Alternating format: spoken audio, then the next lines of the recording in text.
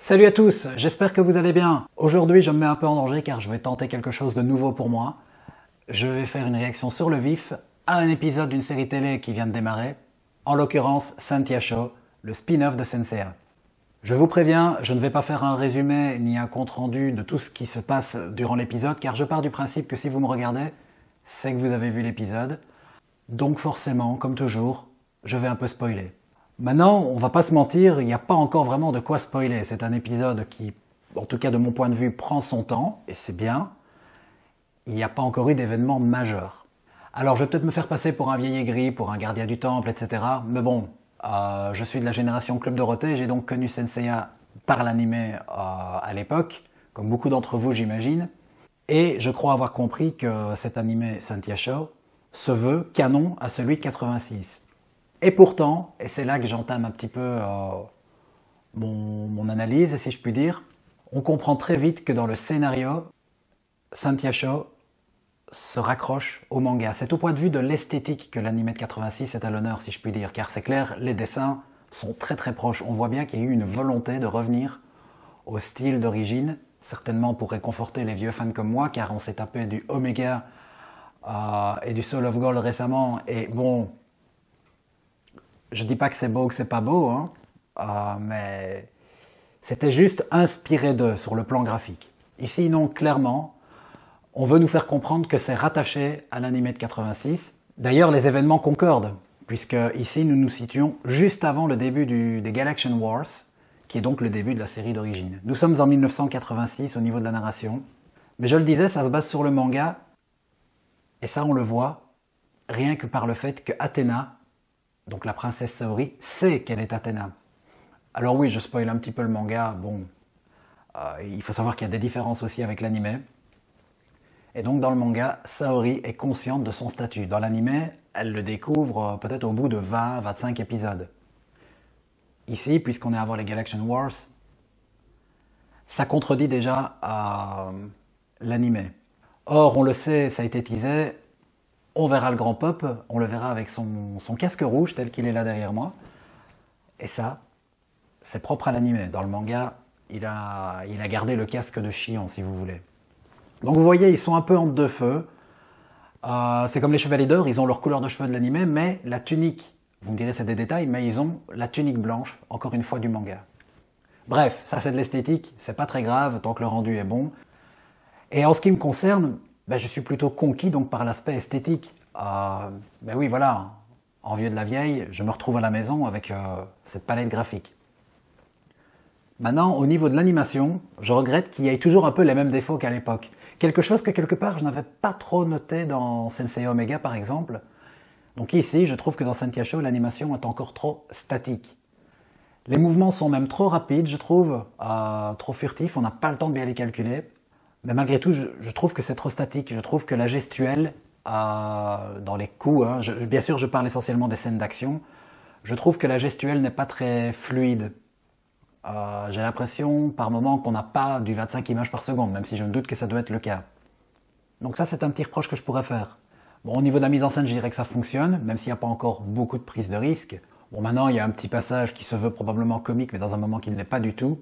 C'est dans la scène d'intro où Milo, qui se retrouve face à Shoko, il la regarde et puis alors on a un chant contre chant très rapide, il y a bien 3-4 plans de chaque, tac, tac, tac, tac. Bon, vous voyez ce que je veux dire, je trouvais ça un peu grossier. On a peut-être voulu sacraliser le moment, je ne sais pas. J'ai envie de rajouter un dernier point par rapport au raccord avec l'animé d'origine. Clairement, j'ai l'impression que la Toei a voulu se mettre les fans de la première heure dans leur poche. S'ils ont opté pour le choix que l'histoire se déroule à la belle époque, je vais dire, hein, quand Seiya, Shiryu obtiennent leur armure et que l'aventure commence, c'est pas un hasard. Le but est de nous remontrer quelque part les Chevaliers d'Or et bien sûr, par la suite, de vendre des figurines, encore une fois. On le sait, les Chevaliers d'Or sont les personnages favoris des fans, plus encore que Seiya et les autres. Or, c'est pas un secret, durant l'arc d'Hadès, les Chevaliers d'Or meurent. Alors on a trouvé une pirouette dans Soul of Gold, mais on ne peut pas faire ça éternellement. Donc si on veut les voir, il faut retourner dans le passé. Mais du coup, ça va poser un souci du point de vue de la cohérence. Donc maintenant, il va falloir rattacher la nouvelle histoire avec l'ancienne. Et Saori est le dénominateur commun. Bon, je le sais, on verra un petit peu Seiya, mais je pense savoir également qu'on ne verra pas tous les Chevaliers de Bronze. On ne les voit déjà pas dans le générique. Donc on l'a compris, tout au mieux ils feront des caméos. Or, même si la notion du temps est assez vague dans Senseiya, aussi bien dans le manga que dans l'anime, Saori semble être constamment aux côtés des chevaliers. Ils ont une mission, récupérer l'armure d'or, hein, donc mission qui démarre dans la foulée des Galaxian Wars interrompue par Ikki. Et Saori, elle a toute son attention focalisée là-dessus. Tatsumi également. Donc j'ai un peu du mal à comprendre quand, comment elle va trouver le temps et l'énergie de s'occuper des Sentia sur le côté qui auront elles leur propre mission. Et du danger, il va y en avoir, puisque ça on le sait déjà. Il y a une nouvelle déesse qui va débarquer et qui va foutre le bordel. Bon, c'est un peu le principe de base, donc voilà. Bien sûr, à l'époque, ça n'était pas prévu. C'est un scénario qui a été écrit récemment. Il y a d'ailleurs un manga Sentia Show qui existe indépendamment de la trame d'origine. Je ne l'ai pas lu, donc je ne sais pas si l'anime va se baser aussi beaucoup là-dessus. J'imagine forcément un petit peu. Mais là où je veux en venir, c'est que en gros, Saori va devoir se couper en deux. Bref, on va pas se mentir, ils vont devoir réécrire en partie l'histoire. Bon, j'imagine plutôt qu'en fait, Seiya, il va croiser Shoko au détour des couloirs du palais où habite Athéna, un truc du style. À mon avis, il n'aura pas une implication en termes de combattants dans l'histoire. Je vous dis, je sens le caméo arriver. D'ailleurs, je crois savoir que, je ne sais plus si c'est Shan ou Shiryu, il y en a un des deux autres chevaliers de bronze qu'on verra, et je pense que les autres n'apparaîtront même pas. Voilà, il va falloir peut-être rejouer sur la chronologie, décider par exemple que les Chevaliers Noirs vont foutre le boxon plus tard, et que les Galaxian Wars vont se dérouler sans encombre. Je ne sais pas quelle liberté ils vont prendre, on va très vite le savoir probablement. Ou alors on va voir jouer Saori sur deux fronts. Bref, ça je trouve que c'est un peu dommage. Après, pour le reste, ma foi, j'ai pas grand chose à redire. Au niveau du scénario, comme je l'ai dit en début de vidéo, il s'est pas encore passé grand chose. Je trouvais sympa l'intervention de Milo et logique. Après, un autre bon point, c'est qu'on les voit ancrés dans le monde réel. C'est un truc qui manquait beaucoup au Senseiya d'origine, je trouve. Alors c'est sûr, dans les premiers épisodes avec les Galaxian Wars, on voit Tokyo, ou ce n'est peut-être pas Tokyo, je ne sais plus, excusez-moi, mais on voit la ville au Japon, on voit des civils, des lambda, on voit Seiyashi, lui, enfin... On a quelques trucs comme ça, mais très vite ça disparaît. Ici, on les voit au lycée, donc. On voit même d'ailleurs au début Shoko chez elle avec son père. Au passage, ça prouve que ce ne sont pas des orphelines, donc elles n'ont pas la même destinée que les garçons, je vais dire, hein, on va appeler ça la bande à Seiya. Mais voilà, donc on peut peut-être plus facilement s'identifier au vécu des personnages, et je trouve ça sympa. Maintenant, de nouveau, la princesse Saori dans une école, bon, dans un sens c'est logique, elle a 13 ans, ne l'oublions pas, mais on n'a pas vraiment le sentiment que dans l'histoire de 86, elle passait son temps à étudier. Bref, voilà, vous allez me dire maintenant, on peut mettre en touche l'histoire d'origine. Oui, il va falloir faire l'effort, je ne sais pas, on va voir comment ils vont manigancer les choses. Mais en même temps, on essaie de nous faire comprendre qu'il y a un lien quand même, pour les raisons que j'ai expliquées plus tôt dans la vidéo. Bref. En dehors de ça, bon voilà, le fait que ce soit des nanas, ça change, c'est cool, moi ça me dérange pas. Alors c'est sûr, il y a sûrement un cahier des charges derrière. Genre, maintenant, l'égalité des sexes, on va y veiller, etc. Alors du coup, il y en a certainement qui vont critiquer le fait qu'elle ne porte pas le masque. Alors, honte à moi si je dis une connerie, mais je me demande si ça, ce n'est pas une règle qui émane du sanctuaire. Au sanctuaire, les femmes doivent porter un masque, d'où Shaina Marine. Mais elles n'évoluent pas avec le sanctuaire, elles évoluent sous le joug d'Athéna, de Saori, bien précisément. Donc, si ce que je dis est juste, pour moi, il n'y a aucun problème, il n'y a pas de souci à ce niveau-là.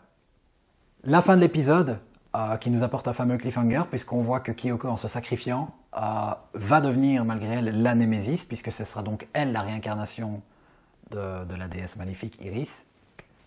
Et Shoko se retrouve déjà face à l'armure du petit cheval, donc très vite, on va rentrer dans le vif du sujet.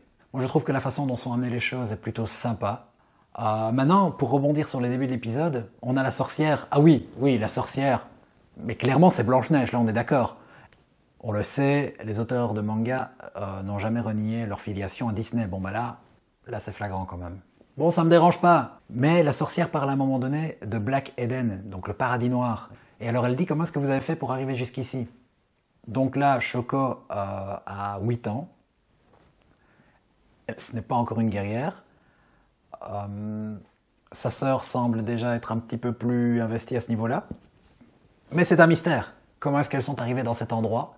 Pourquoi est-ce qu'on l'appelle le Black Eden? J'imagine que c'est des choses qu'on apprendra par la suite.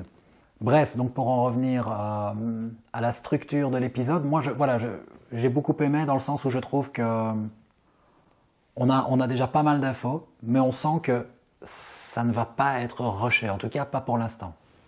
Quant au Chevalier d'Or, il est clair que, comme je l'ai dit en début de vidéo, un des attraits principaux de cette série, outre l'aspect graphique qui nous rappelle les bonnes vieilles années, eh bien c'est la présence des Chevaliers d'Or. On nous en avait teasé quelques-uns, et dans le générique de fin, on en voit encore deux de plus. Après, pourquoi est-ce qu'on ne verra pas les autres? Mais moi j'ai plutôt envie de dire pourquoi les Chevaliers d'Or vont être impliqués dans l'histoire. D'autant que dans les affiches qui ont servi de teasing à la série, on voit à un moment donné, je pense que c'est Aeolia qui soutient Milo, genre qui sort d'un rude combat, ou l'inverse, peu importe. Donc, ils vont pas se contenter de faire du blabla, ils vont passer à l'action. Bref, une de mes grandes attentes, c'est dans quelle mesure vont-ils intervenir et pourquoi, puisque logiquement, ils sont sous le joug du grand peuple. La plupart sont donc bernés par ses intentions et croient réellement qu'Athéna est derrière lui. Donc là, quelque part, s'il se mêle à la bataille avec Iris, il ne faudrait pas qu'il rencontre Saori, car ils sont censés ignorer qu'elle est Athéna et qu'elle est donc impliquée dans cette bataille. Donc là, ça risque de poser des problèmes. Je sens encore la réécriture arriver. Voilà, je pense avoir fait le tour. Je vous dis aussi que je ne vais pas faire des vidéos après chaque épisode.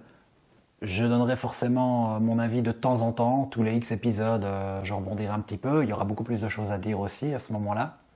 Bien sûr, j'attends vos avis dans les commentaires, comme toujours.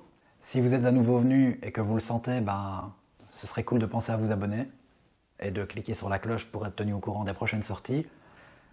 Merci de m'avoir suivi et à très bientôt. Ciao!